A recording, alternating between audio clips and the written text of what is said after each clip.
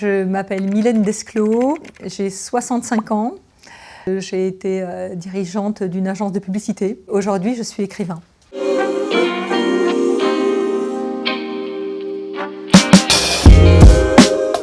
Toute petite, voilà, je commence à écrire mon journal. Et puis, j'ai même fait écrivain public pour mes copines. J'étais assez spécialisée dans les lettres de rupture et des lettres d'amour. Je voulais toujours écrire, mais je me suis rendu compte que écrire, ça n'allait pas spontanément me nourrir ma famille. Donc j'ai créé une agence qui s'appelait Calipige, qui proposait des campagnes en publi-reportage pour la presse magazine. J'ai eu la possibilité, après 20 ans, de vendre ma boîte. Et donc, je me suis retrouvée finalement à 48 ans, un peu moins de 50 ans, sans travail, sans enfants, puisque mes enfants étaient en train de partir. J'étais célibataire.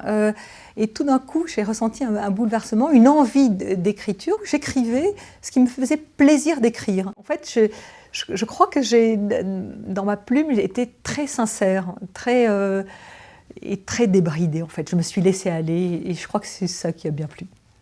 Et j'écris partout. Alors j'ai toujours un petit carnet, j'ai toujours des feuilles volantes, j'ai beaucoup de cahiers, j'adore les carnets, les cahiers. Le livre papier, il devait y avoir une vingtaine d'exemplaires. C'est une grande émotion. Tout d'un coup, on touche l'objet et tout. C'est quelque chose de très fort. Je ne vis pas de mon écriture. Je me suis organisée dans ma vie pour pouvoir écrire sans revenu.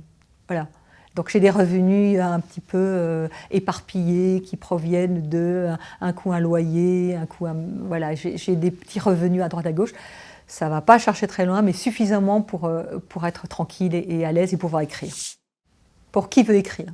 D'abord, soyez libre, écrivez ce que vous voulez. Vraiment, ça c'est la première chose. Écrivez ce qui vous ressemble, écrivez ce que vous êtes. Le deuxième conseil, ne faites pas lire votre livre à de nombreuses personnes. Moi, je recommande une seule personne en qui on a entièrement confiance. Je conseillerais peut-être de faire des ateliers d'écriture. Il y en a qui sont très très bien. The Artist Academy, par exemple, je pense qu'il faut écrire. Enfin, en ce qui me concerne, j'écris pas pour écrire.